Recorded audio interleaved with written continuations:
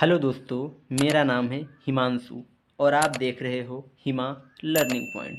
तो दोस्तों, आज का जो टॉपिक है वो है कूलाम का नियम। आज हम कूलाम का नियम समझेंगे।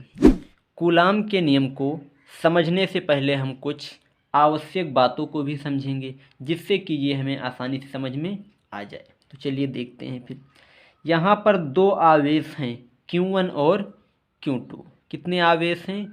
दो आवेश, Q1 और Q2। और दो आवेशों के बीच में एक बल लगता है। दो आवेशों के बीच में क्या लगता है? एक बल लगता है।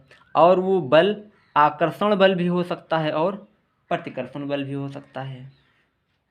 बल को कैपिटल F से प्रदर्शित करते हैं। बल को कैपिटल F से प्रदर्शित करते हैं और बल का मात्रक न्यूटन होता है। दोनों आवेशों के बीच की जो दूरी है वो है स्मॉल r। दोनों आवेशों के बीच की दूरी स्मॉल r है। एक चीज़ और समझेंगे कि अनुक्रमानुपाती क्या होता है और व्युत्क्रमानुपाती।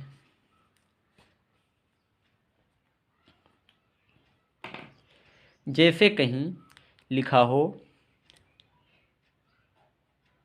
A प्रोपोर्शनल B, इसका मतलब हुआ कि A B के अनुक्रमानुपाती है। अनुक्रमानुपाती को समानुपाती भी कहते हैं, यानी हम ये कह सकते हैं कि A B के समानुपाती है।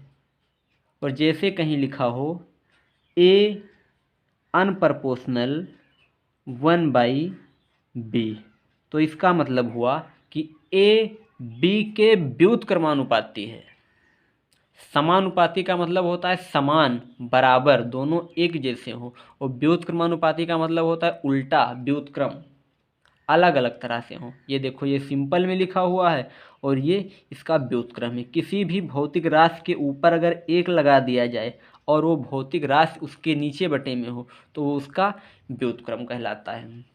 और यहाँ पर ये जो प्रपोर्शनल का चिन्ह लगा होता है, अगले स्टेप में जब ये प्रपोर्शनल का चिन्ह हटेगा तो एक नियतांक आता है। क्या आता है? नियतांक। इस प्रपोर्शनल के स्थान पर अगले स्टेप में क्या आएगा? नियतांक आएगा। और प्रत्येक नियम में नियतांक अलग अलग होता है, एक जैसा नियतांक नहीं होगा। तो चलिए देखते हैं अब कि कूलाम के नियम में क्या बताया गया था।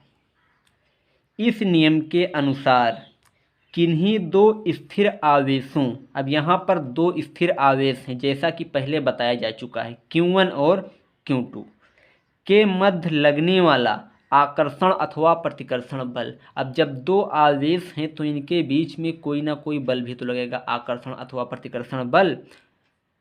और उस बल को हम F से प्रदर्शित करेंगे। दोनों आवेशों के गुणनफल के अनुक्रमानुपाती, यानी ये जो लगने वाला बल होता है ये दोनों आवेशों के गुणनफल के अनुक्रमानुपाती तथा आवेशों के मध्य दूरी वर्ग के व्युत्क्रमानुपाती होता है। यानी ये जो लगने वाला बल होता है ये आवेशों के बीच की दूरी, आवेशों के बीच की दूरी क्या है? स्मॉल r वर्ग, यानी इसका स्क्वायर के व्युत्क्रमानुपाती, यानी उल्टा होता है। तो F proportional Q1 into Q2 ये हो जाएगा समीकरण 1। F अनप्रपोर्शनल 1/r² ये हो जाएगा समीकरण 2। फिर है समीकरण 1 व 2 से, यानी दोनों समीकरणों को एक साथ लिखने पर, यानी हम ये कह सकते हैं कि दोनों समीकरणों को जोड़ने पर। अब F इसमें भी है और इसमें भी है, दोनों समीकरणों में F है तो इसको हम एक बार लिख लेंगे। प्रपोर्शनल का चिन्ह भी दोनों में लगा इसलिए इसको एक बार लगा लेंगे। फिर यहाँ पर लिखा हुआ है Q1 इंटू Q2 और यहाँ पर एक लिखा हुआ है, तो Q1 इंटू Q2 का गुणा जब एक से होगा तो Q1 इंटू Q2 ही रहेगा। किसी भी चीज़ का गुणा अगर एक से करोगे तो उसका मान वही आएगा, चाहे वो कोई अक्षर हो या फिर कोई संख्या। फिर इसके बटे में लिखा हुआ है r², तो यहाँ भी इसके बटे में आ जाएगा r²। F बराबर के Q1 into Q2 by r²। Proportional का चिन्ह जब हटेगा तो क्या आएगा, नियतांक। यहाँ पर कैसा नियतांक आया है, के, जहाँ के अनुक्रमानुपाती नियतांक है, यानी ये के कैसा नियतांक है, अनुक्रमानुपाती नियतांक है। यहाँ के बराबर 1/4πε0, यानी के बराबर क्या होता है, 1/4πε0। और 1/4πε0 की जो वैल्यू होती है, इसका मान होता है, वो होता है 9 × 10⁹, 9 × 10⁹ न्यूटन मीटर स्क्वायर प्रति कूलाम स्क्वायर, ये इसका मात्रक है। ये मान निर्वात या वायु के लिए, यानी ये जो 1/4πε0 का मान दिया गया है, ये मान निर्वात या वायु के लिए है।